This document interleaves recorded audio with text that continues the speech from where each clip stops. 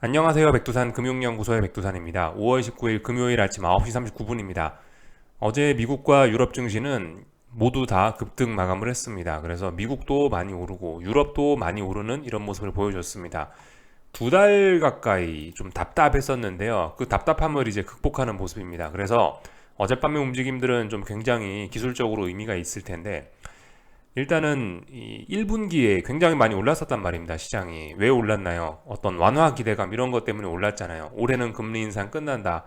심지어 금리 인하도 할 수 있다는 기대감을 갖고 시장이 1분기에 많이 올랐었습니다.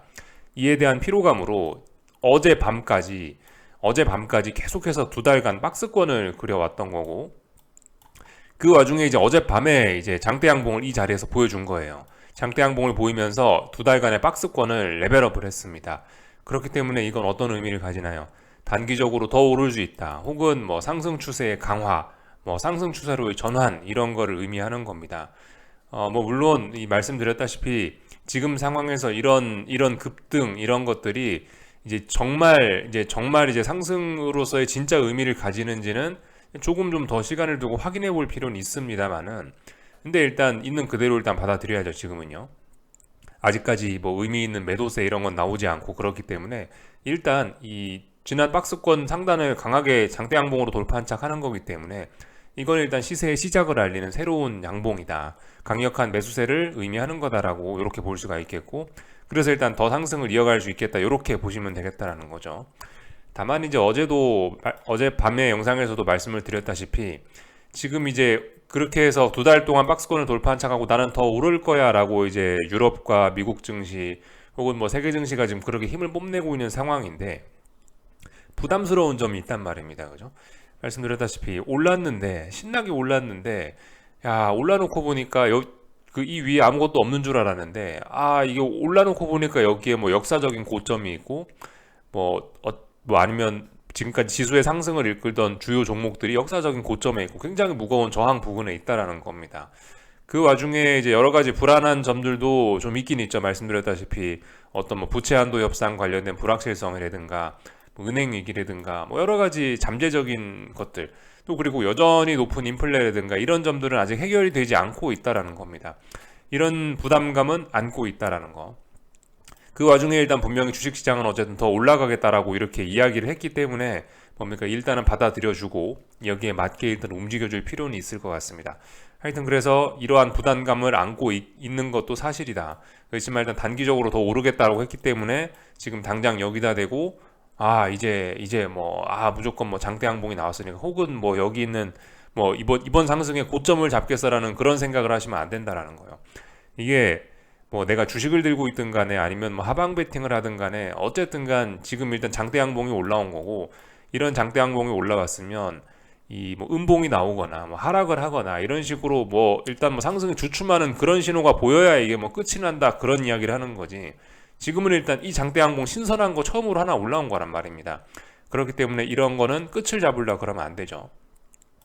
예, 그리고 생각을 하셔야 되는 게 변동성이 확대됐다 이런 거는 약간의 좀 탐욕, 비이성, 어떤 감성 이런 게 좀 이제 강하게 개입할 수 있다라는 이야기이기도 한데요.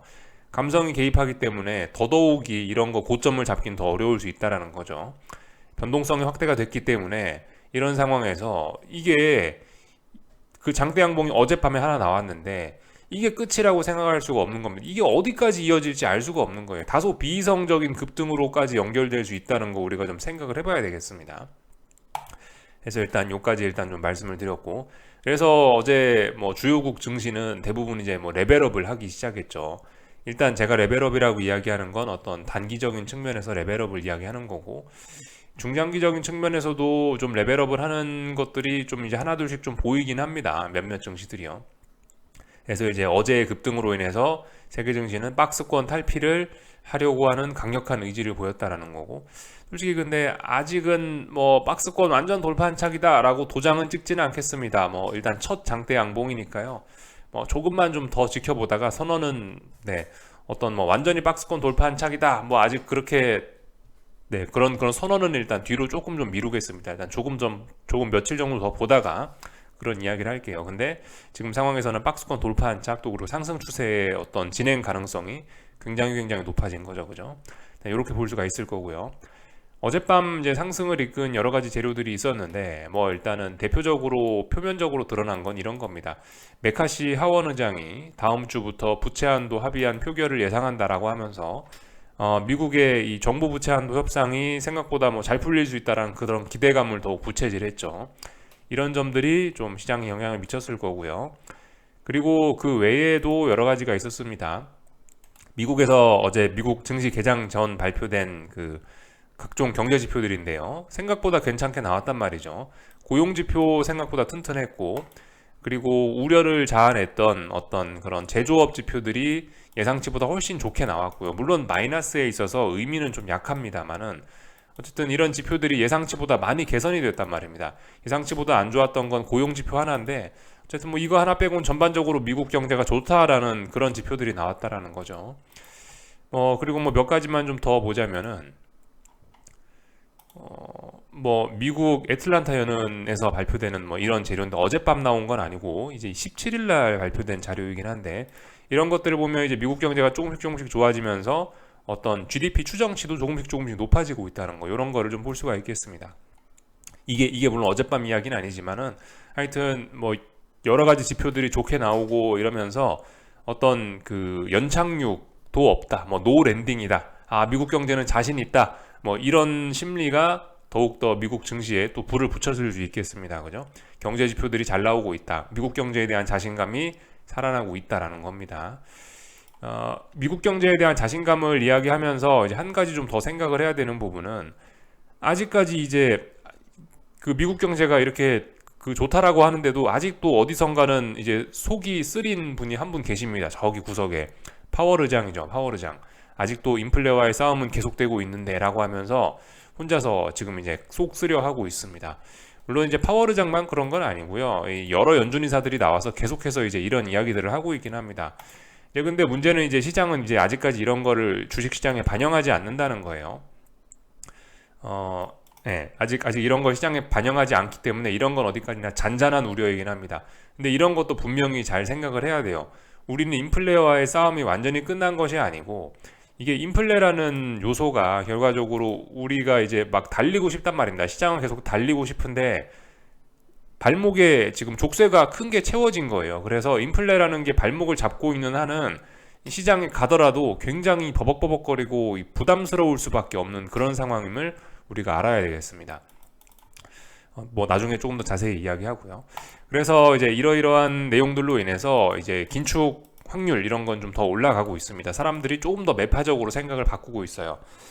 그래서 연준과 시장 참가자들의 생각은 조금씩 이제 괴리차가 해소가 되고 있습니다. 시장이 연준 생각을 따라가는 쪽으로 지금 이제 조금씩 그렇게 그 엄청난 생각의 괴리가 해소가 되고 있습니다. 조금씩이요. 완전히 해소된 건 아닙니다만 조금씩 해소가 되고 있죠. 그 생각 차이가 많이 줄어들고 있다는 거죠. 그래서 조기 금리 인하 기대는 많이 좀 축소가 되고 있는 상황입니다. 어제 경제 지표들이 굉장히 좋아지면서요. 특히 어젯밤에 좀 많이 그런 것 같아요. 그래서 하루 전 28%였던 25bp 인상 확률은 36%까지 치솟으면서 일주일 전에는 뭐 거의 뭐 0에 가까웠던 그런 25bp 인상 확률이 지금은 뭐 40% 가까이 이렇게 올라왔습니다. 이 정도라면 실제로 인상을 할 수도 있다라는 강력한 그런 좀 컨센서스가 형성이 되는 거라고 볼 수가 있겠죠. 그리고 이 전반적인 내용들을 봐도 보시면 어제는 사실상 뭐 9월, 뭐 11월 이때쯤 되면 인하할 수 있다, 뭐 요런 생각이 있었던 것 같은데 그런 것도 자꾸 미뤄지고 있죠. 그 동결로 9월 달까지는 갈 수 있다라는 생각으로 조금씩 바뀌고 있습니다. 이 생각보다 그저 그 시장의 생각이 조금씩 좀 매파적으로 옮겨지고 있는 그런 모습을 우리는 매일매일 확인을 하고 있습니다. 그렇지만 이건 잔잔한 거기 때문에 아직 시장에 영향을 미치지 못하고 있는데 언젠간 발목을 잡을 건데 지금이 그 언젠간 아닙니다. 그죠? 지금은 아닙니다. 그죠? 그래서 이런 점들을 우리가 좀 살펴봐야 되겠습니다. 그래서 이제 여기에 대한 반응으로 이제 어떻게 됐냐? 뭐 물론 여기에 대한 반응은 아니죠. 그죠?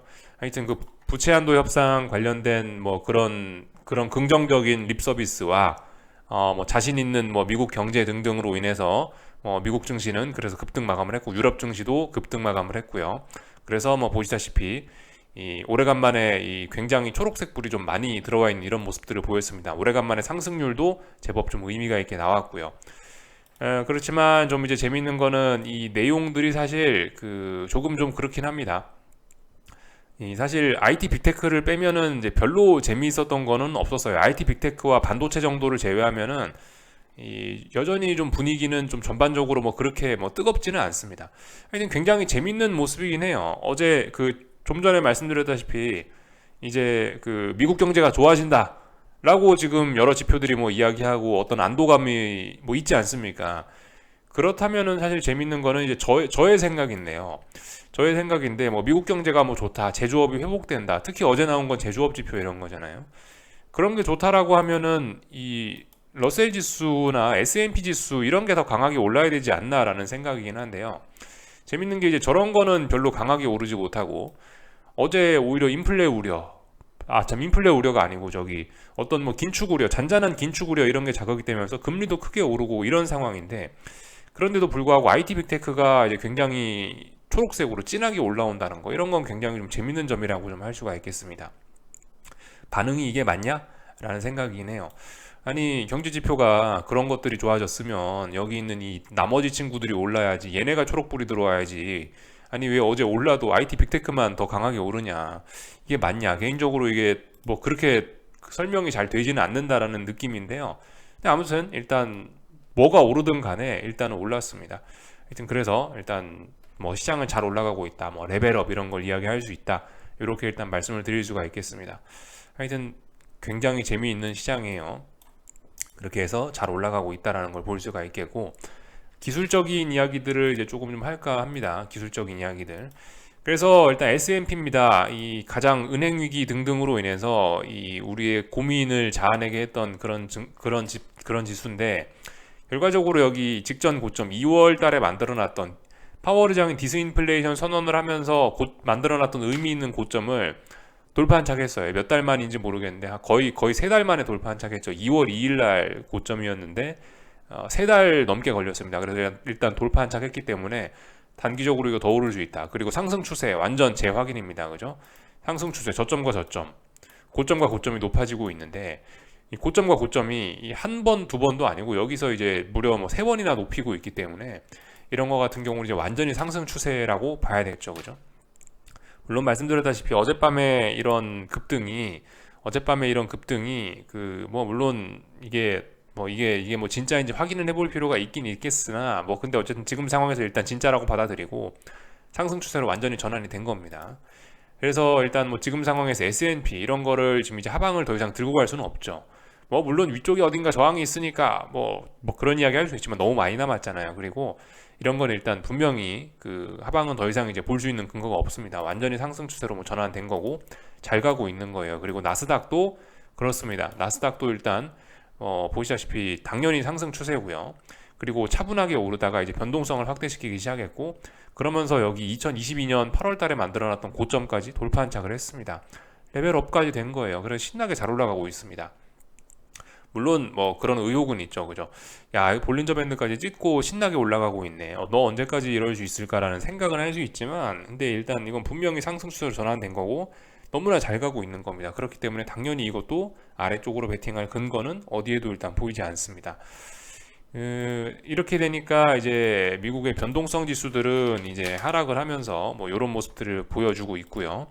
그렇지만 아직 어딘가를 죽인 건 아닙니다. 뭐 그렇기 때문에 아직까지 빅스는 뭐 다소 좀 불안한 모습을 좀 보이고 있다. 뭐 이렇게까지는 이야기할 수 있을 것 같아요. 근데 아무튼 시장이 이제 여기서 좀 안정화될 수 있다는 그런 기대감은 좀 많이 퍼지고 있는 그런 상황입니다. 지금 보시는 건 빅스 지수죠. 지금 보시는 건 빅스고요.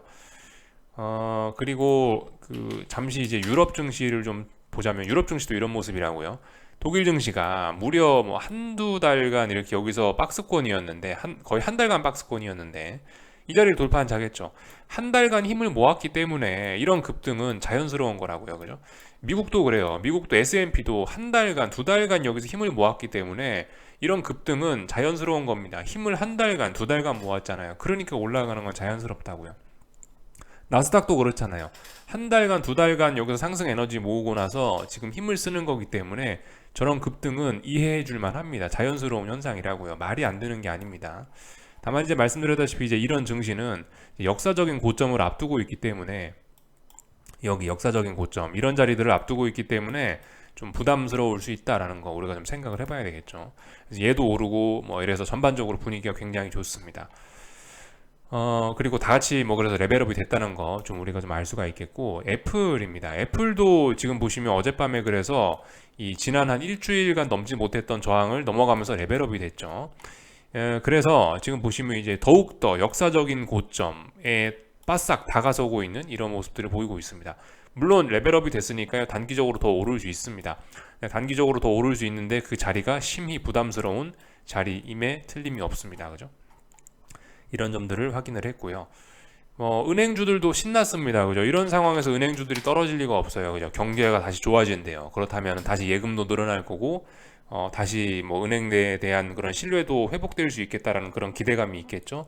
지역은행들 ETF는 주춤주춤하다가 다시 이렇게 반등을 잘하고 있습니다. 뭐 그 외에 뭐 문제가 있었던 뭐 다른 뭐 여러 가지 친구들이 있죠. 뭐 그런 친구들도, 페그웨스트 같은 친구들도 어젯밤에 일단 상승 마감을 하긴 했습니다. 그래서 모든 것이 다 좋아 보입니다. 이런 상황이고요. 다만 이제 이 증시는 이제 좋다라고 하긴 했는데, 문제는 이제 미국 경기가 좋다, 잔잔한 긴축 우려 이런 것들이 주식시장과 달리 환율과 채권시장엔 이런 것들이 좀 중요하게 영향을 미치고 있습니다. 그래서 어젯밤에 달러도 급등을 하기 시작했고요. 근데 이제 중요한 건 이제 이런 달러 급등이 지금 당장은 이제 이게 주식시장의 악재 이런 건 아니란 말입니다. 그죠? 달러가 추세적으로 계속 올라가거나 우상향을 이렇게 하고 있으면, 정배열로 랠리를 하고 있으면 이거는 뭐 신흥국 증시에 부담이 될 수 있다 이렇게 이야기할 수 있지만, 지금은 올라봐야 아직까지 달러가 박스권이란 말이죠. 그렇기 때문에 이런 거는 지금 당장 증시에 악영향을 미치긴 어렵습니다. 더군다나 지금 이런 박스권 상황에서 이 달러가 어떤 미국 경제가 안 좋아진다, 경기 둔화 우려 이런 것 때문에 죽는 게 아니고, 이 박스권을 지금 이제 어째어째해서 잘 버티고 그 살아있는 상황인데, 이 안에서 지금 오히려 미국 경제가 좋다, 미국 경제가 좋으니까 금리도 더 올릴 수 있다, 이런 근거로 해서 지금 달러가 올라가는 거기 때문에 사실 지금 이런 상황에서 이렇게 달러의 급등은 당장 주식시장의 악재는 아닐 수 있죠. 그렇게 받아들이긴 좀 어려울 수 있어요. 다만 이제 이 좀 중장기적으로 보시는 분들이 생각을 해야 되는 거는, 달러가 여기서 레벨 다운을 했었어야 그래도 증시가 나중에 좀 부담을 덜어낼 수 있는데, 지금 달러가 죽어야 될 자리에서 이번에 죽지 않고 반등을 시도하고 있고 강하게 오르고 있다라는 거는, 장차 이거는 지금 이런 박스권을 그리고 있는데, 이 박스권을 돌파한장 해가지고 다시 달러가 랠리를 할 수도 있다는 그런 가능성을 제공하는 거다. 좀 중장기적으로 보시는 분들은 이제 이런 거를 좀 염두를 해둘 필요는 있겠습니다. 아무튼 지금 당장은 이게 악재가 아니죠. 하여튼 긴축 우려, 또 그리고 뭐 잔잔한 긴축 우려, 그리고 미국 경제가 튼튼하다라는 그런 자신감으로 인해서, 또 그리고 거기에 더해서 잔잔한 어떤 유로존의 연내 금리 인상 종료 기대감 이런 걸로 인해 가지고 보시면 달러는 저렇게 해서 잘 상승을 하고 있다는 모습 확인을 했습니다. 그리고 금리도 그렇습니다. 금리도 어젯밤엔 굉장히 많이 올랐어요. 미국이 좋다, 미국 경제가 좋다, 그래서 금리 인상이 좀 더 지속될 수 있다, 금리 인하는 물 건너갔다, 뭐 이런 생각들로 인해서 금리도 많이 올랐습니다.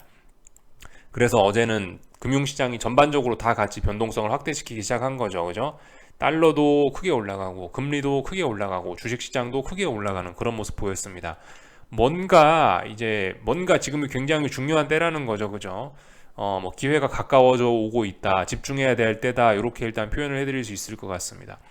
그래서 일단 이 금리 크게 올라왔습니다. 그래서 채권 투자하신 분들 같은 경우는 지금 좀 걱정이 좀 많으실 수 있는데, 저의 생각은 그렇습니다. 일단은 이거 일단은 단기적으로는 더 오를 수 있는 그림이죠. 그죠? 얘도 금리도 지금 죽어야 될 때에서 안 죽었단 말이죠. 죽어야 될 때에서 안 죽었고 그랬기 때문에 일단은 위로 더 올라가는 그림으로 봐야 될 것 같고요.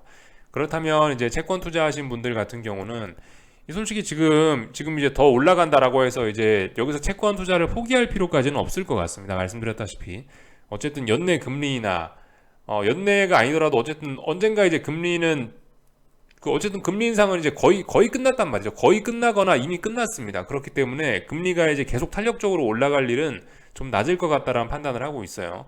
어차피 그리고 지금 상황에서 금리가 더 올라가면은 은행이고 뭐고 지금 망하는 거 보셨죠? 어차피 다 죽습니다. 이래저래 다 죽기 때문에 금리는 뭐 어쩔 수 없이 떨어질 수밖에 없다라고 보는 게 맞고, 다만 이제 금리가 이제 지금 한 번 더 올라오고 있는데, 이런 생각을 갖고 있다면은 이 올라오는 지금 이렇게 금리가 한 번씩 튀어 올라오고 있는데, 이런 거는 어떤 채권 투자에 다시 한번 기회로 삼을 수 있는 그런 게 아닐까 싶습니다.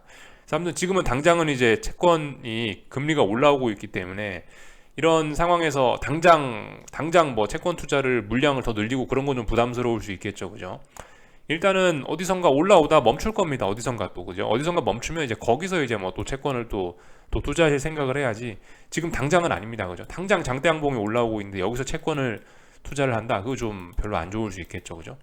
그런 생각은 좀 하셨으면 좋겠어요. 그래서 이 보시면 금리 인하 기대감 이런 게 좀 뒤로 굉장히 미뤄지고 있습니다. 그렇기 때문에 금리 하락의 속도도 늦어지고 있고, 따라서 이 채권 투자의 어떤 그런 그죠, 채권 투자하신 분들의 좀 어떤 그런 고민도 좀 깊어지고 계실 텐데, 하여튼 금리는 올라올 때마다 채권 투자의 기회로 활용하시는 게 좋지 않을까라는 생각입니다.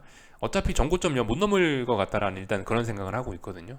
지금 말씀드렸다시피 여기서 금리 더 높아지면 이제 은행이고 부동산이고 다 망해서 어차피 금리는 이제 못 올라갈 것 같다라는 게 일단은 뭐 지금 거의 뭐 정설이죠. 그래서 일단 뭐 이렇게 보고 있습니다. 근데 아무튼 당분간은 금리는 좀 더 올라올 수 있다는 거 생각해봐야 되겠어요. 자, 아무튼 이 원래는 이제 금리가 오르고 뭐 달러가 오르고 이러면 나스닥이 약한 게 맞는데, 근데 지금 어쨌든 박스권이기 때문에 박스권에서 지금 금리가 뭐 조금 올라오고, 또 그리고 금리나 사실상 금리 인상 종료됐다라고 봐도 무방한 상황에서 금리가 조금 더 올라오는 건 나스닥에 이런 건 뭐 크게 반응을 안 해주겠죠, 그죠? 이런 건 나스닥에 크게 악재가 아닐 수 있습니다. 지금은요. 만약에 이제 뭐 깜짝 무슨 이슈가 터져갖고 앞으로 금리가 한번 훅 올라간다 그러면 이제 그러면 시장에 반영을 해줄 수 있지만, 아직 이런 거는 주식시장에 그렇게 크게 영향을 미치지 못하는 그런 겁니다. 어쨌든 달러와 금리 모두 지가 어떻게 움직이건 간에 급등을 하던 급락을 하던 간에 아직까지 박스권이기 때문에 이게 주식시장에는 그다지 영향을 지금 잘 못 미치는 게 아닌가 싶습니다. 그래서 어젯밤에 뭐 달러가 크게 올랐다라는 이야기를 좀 드렸고, 달러가 크게 오르니까 원자재들은 하락을 했습니다. 참 재밌는 모습입니다. 이 국제유가 같은 경우는 이런 기사도 있던데, 이 오일 디맨드가 뭐 사상 최고치다라는 뭐 요런 기사들도 확인을 했는데, 그럼에도 불구하고 이제 줄줄줄줄 지금 흘러내리고 있고 힘이 없다라는 거죠.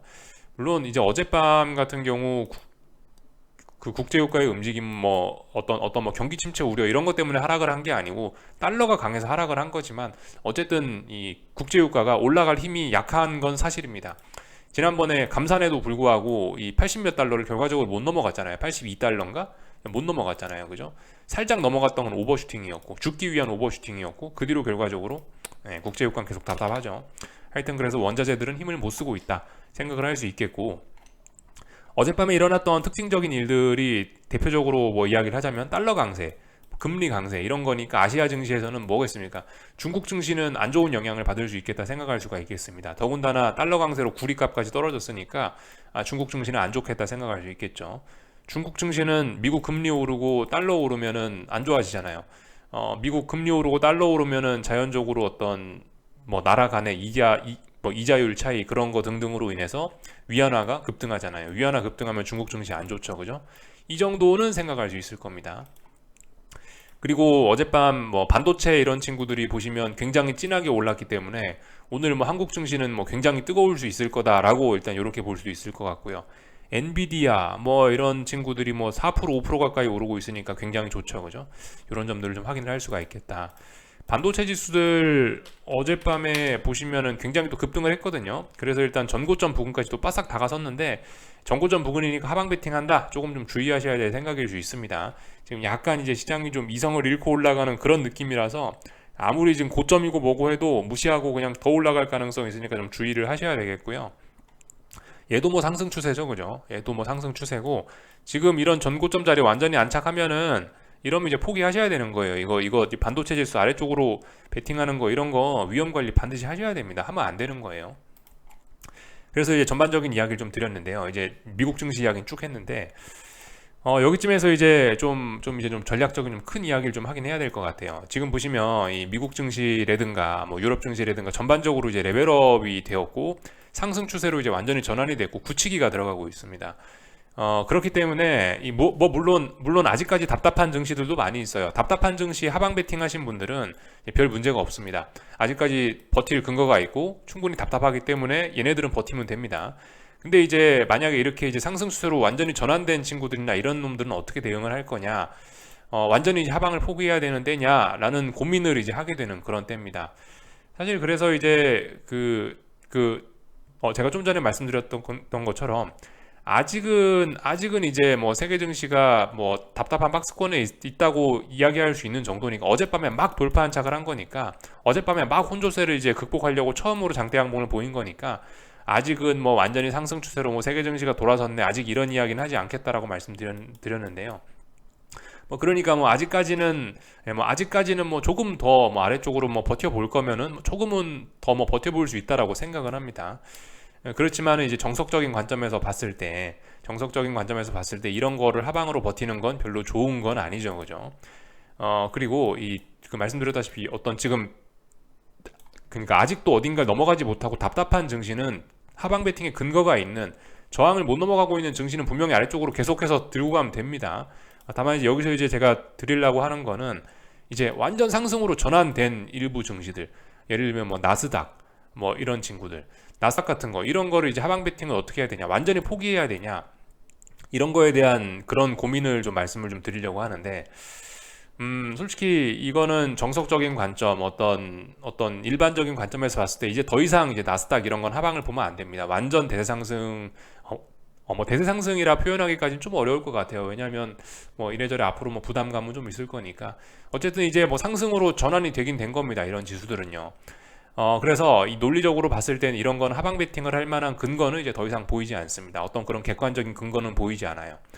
다만 이제 여러 가지 악재들이 좀 남아 있는 것들이 좀 미련이라고 볼 수 있는 여러 가지 악재들 뭐 이런 걸 붙잡고 우리가 이제 아래쪽으로 생각 정도는 할 수 있는데, 아무튼 이 어떤 그 논리적이나 어떤 그 객관적인 근거로만 봤을 때는 더 이상 이제 이런 건 아래쪽으로 볼 근거는 없는 겁니다.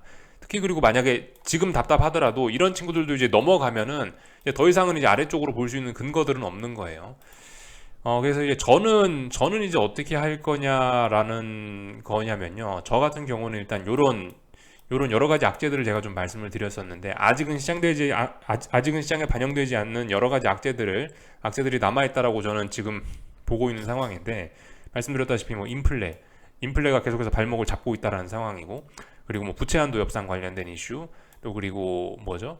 그 은행위기 관련된 것들, 이런 것들은 전 굉장히 심각한 문제, 또 그리고 상업부동산 문제까지 있어서 이런 것들은 굉장히 심각한 문제라고 봐서, 솔직히 뭐 지금까지 길게 하방 베팅을 해온 제 입장에서 이런 이슈는 솔직히 좀 포기하기는 굉장히 아까운 이슈라고 생각을 합니다. 그래서 일단은 저는 이런 상황에서 일단 전략을 좀 약간 좀 수정을 좀 해봤는데, 나스닥 같이 이렇게 강하게 올라가는 친구 분명히 나스닥 전 하방으로 한번 숏을 치긴 칠 겁니다. 마지막으로 한번 치긴 칠 건데, 이 두 가지 시나리오 정도를 가질 수 있을 것 같아요. 아무 이유 없이 나스닥이 급등하다가 이제 어느 순간 꺾일 수도 있을 겁니다. 뭐 아무 이유 없이 오르기도 했잖아요. 아무 이유 없이 꺾일 수도 있는 거죠, 그죠? 아무 이유 없이 꺾일 때 한번 베팅 해보는 시나리오 1번, 아니면은 이제 그겁니다. 아니면은 그 부채 한도 협상을 제가 좀 이제 눈여겨보고 있는데요. 왜냐하면 부채 한도 협상이란 이슈가 이게 지금은 이제 아직 타결이 안 된 상황이죠. 지금은 부채 한도 협상 이슈가 이게 시장의 유동성을 공급해주는 재료로 활용되고 있지만, 부채 한도 협상이 타결이 되고 나면 이게 유동성을 다시 흡수하는 그런 재료로 활용이 되거든요. 이건 분명히 시장의 악재가 될 수 있어요. 그리고 굉장히 큰 악재가 될 수 있는데, 이거는 이따 오후에 지금 시간 관계상 이거는 지금 이야기하기는 좀 그렇고, 이따 오후 영상에서 좀 더 자세히 이야기할 건데, 하여튼 그래서 이 부채 한도 협상이 타결되고 나서 유동성 흡수된다라는 것 때문에 이제 시장이 흔들리는 순간이 올 수 있다라고 봅니다. 그래서 그 순간 이제 마지막으로 한번 하방 베팅을 해본다. 뭐 그 정도 생각 정도를 갖고 있습니다. 두 가지 시나리오 갖고 있어요. 솔직히 이 두 가지 시나리오, 이거는 정석적인 관점은 분명히 아니고요. 지금 그리고 이 나스닥은 완전 상승으로 전환이 됐기 때문에 이거 아래쪽으로 볼 만한 근거도 없는데요. 그럼에도 불구하고 이거는 제가 이제 아쉬워서 지금까지 오랫동안 하방을 보던 제 입장에서 굉장히 좀 아쉽기 때문에 이제 한번 이런 시나리오를 쥐어 짜내 본 거죠. 그래서 이거를 그 지금 이제 말씀드린 이런 거를 마지막으로 이제 베팅을 하고 끝내려고 합니다. 물론 이게 지금 당장 기회가 오진 않았죠. 이런 기회가 올라면 또 시간을 또 기다려 봐야 됩니다. 뭐 협상이 타결되든가 아니면 지금 올라가던 시장이 어디선가 꺾이거나 뭐 이런 걸 기다려 봐야 되겠죠. 하여튼 그래서 뭐 마지막으로 한 번쯤 강하게 베팅을 해볼 생각을 가지고 있습니다. 미련 떠는 거예요. 솔직히 지금 입장에서는요. 지금 입장에서는 미련 떠는 거고요. 아래쪽으로 베팅할 근거는 없는데 만약에 이제 이런 찬스가 오면 난 마지막으로 아쉬우니까 한 번은 해보겠다라는 시나리오를 좀 말씀드렸습니다. 뭐 나스닥을 대상으로 해서 주로 이야기를 좀 드리긴 했는데 다른 것도 마찬가지예요. 그죠? 다른 것도요. 근데 솔직히 지금 넘어간 게 사실 뭐 나스닥이나 S&P 이런 정도밖에 없기 때문에 나머지는 대부분 아직 답답한 구간 안에 있는 거죠. 한국 증시 코스피, 뭐 독일 증시 역사적 고점, 뭐 일본 증시 역사적 고점, 애플 역사적 고점 이런 자리를 와 있기 때문에 사실 지금 상황 아직 뭐 기술적으로 따져보면 뭐 그렇게 좀 포기하기도 좀 아쉬운 자리일 수 있어요. 어쨌든 근데 분명한 건 상승 추세입니다. 그죠? 상승 추세 중에 급등을 한 거고 박스권으로 어제 장대 양봉으로 레벨업 한 거기 때문에 절대적으로 이거 위쪽으로 간다는 겁니다. 이 아래쪽으로 베팅할 근거가 이런 데서 있어요? 없어요. 이런 건요. 분명 위험 관리를 해야 되고 지금 아래쪽으로 보는 건 이건 이제 미련의 영역으로 들어오긴 했습니다. 아직은 그렇습니다.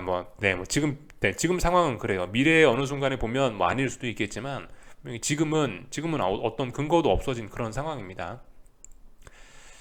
이 정도 일단 좀 말씀을 드리면 될 것 같고요. 한국 증시는 뭐 오늘 뭐 신났네요. 그죠? 삼성전자, 결과적으로 뭐 상승 추세가 뭐 계속됨을 이렇게 확인을 하고 있습니다. 그래서 지난번 전고점 완전히 돌파 한작했고 신나게 가고 있으니까 완전히 상승 추세, 이제 인정해야 되겠습니다. 더 이상 뭐 삼성전자를 아래쪽으로 보거나 뭐 아래쪽으로 이야기하지는 않겠습니다. 일단요. 고점과 고점, 저점과 저점 많이 높아지고 있고 더군다나 한두 번도 아니에요. 한 번, 두 번도 아니고 세 번이나 네 번이나 지금 저점 높이고 있기 때문에 이건 뭐 빼도 박도 못하고 인정해야 됩니다. 이제 더 이상 뭐 삼성전자는 일단 아래쪽으로 뭐 특별히 뭐 이야기하지 않겠다라는 거. 하이닉스도 그래요. 하이닉스도 뭐 신났습니다. 물론 좀 찜찜한 면이 있긴 하죠. 하이닉스는 지금 보시면 여기 어딘가가 지금 굉장히 중요한 자리거든요. 그래서 일단 돌파 한착을 하고 있는데 좀 그렇죠. 워낙 무거운 저항인데 하여튼 일단 돌파 한착 해줬으니까 일단 축하한다고 박수는 쳐줘야 되고 분명히 일단 얘도 어떤 강력한 전환의 신호는 보여주고 있습니다. 지금으로선요, 그죠? 근데 말씀드렸다시피 이 지금의 오늘 어제 오늘 이렇게 세계 증시가 변동성 확대시키고 있는 게 이런 게 이제 진짜일지는 우리 시간을 두면서 조금 좀 더 확인해 볼 필요는 있다라는 거 일단 좀 말씀을 드렸고요. 오늘 결과적으로 에코프로 친구들은 뭐 시장 분위기가 안 좋아서 빠지는 게 아니고 이제 코스피에 또 돈을 빨린 겁니다, 그죠? 오늘 코스피가 급등하는 날이네요. 보니까 삼성전자하고 하이닉스 보니까 뭐 급등하는 날이면 그럼 오늘 코스닥은 돈 빨리는 거죠, 그죠? 그래서 코스닥 에코프로 친구들은 넘어야 될 자리를 못 넘고 있다. 그렇다면 코스닥 하방은 좀 더 갖고 갈 수도 있는 그런 상황이 될 수도 있겠죠. 참 재밌는 모습입니다. 그래서 코스닥 지수들은 오늘 다시 한번 1260 얼마 자리 테스트하고 있죠. 못 넘어가고 음봉 나오면은 계속해서 또 하방으로 한 숟가락 얹을 수 있는 그런 모습이 되는 겁니다. 아무튼 지금 강한 거는 뭐 나스닥, 뭐 미국 증시, IT 빅테크, 유럽 증시, 일본 증시가 강한 거지. 사실 지금은 코스닥은 약하잖아요, 그죠? 그러니까 일단 분위기를 좀 의식은 하긴 하되 어쨌든 이 저항 못 넘어가면 죽는 겁니다. 저항 넘어가는지 못 넘어가는지 코스닥은 잘 보시면 될 것 같고 코스피는 뭐 급등을 하고 있는데요. 뭐 말씀드렸다시피 어제 이미 뭐 말씀드렸다시피 335, 336 이쪽 부근을 여길 넘어가야 결과적으로 레벨업이고 뭐 어떻게 할 수 있습니다. 그래서 이 한국 증시는 말씀드렸다시피 아직까지 답답한 구간이에요. 제가 더 올라도요. 그리고 무거운 저항에 와 있고 또 그리고 급등을 하고 있습니다. 급등을 하면서 변동성 지수가 또 다시 급등을 하고 있네요. 그죠? 이거 어디서 많이 봤던 패턴인데 뭐 물론 이게 증시를 패턴으로 외워서 대응을 하면 안 되는데 이런 상황들 어디서 좀 많이 본 거 아닙니까? 그죠? 이런 일들이 있고 나서 안 좋은 일들이 좀 많이 있었죠. 하여튼 근데 오늘은 뭐 아닙니다. 그죠? 오늘은 뭘 할 날은 아니고요. 달러가 많이 올랐음에도 불구하고 원달러 환율은 내려오고 있습니다. 이게 그러니까 달러가 올라오는 게 이 안전자산으로서의 올라오는 게 아니고 미국 경제가 좋다라고 해서 올라오는 거기 때문에 뭐 하여튼 달러 인덱스와 원달러 환율 저렇게 따로 움직일 수도 있습니다. 하여튼 뭐 자연스러운 일이라고 봐요. 주식이 올라가는데 환율이 내려와야죠, 그죠? 자연스러운 움직임이다.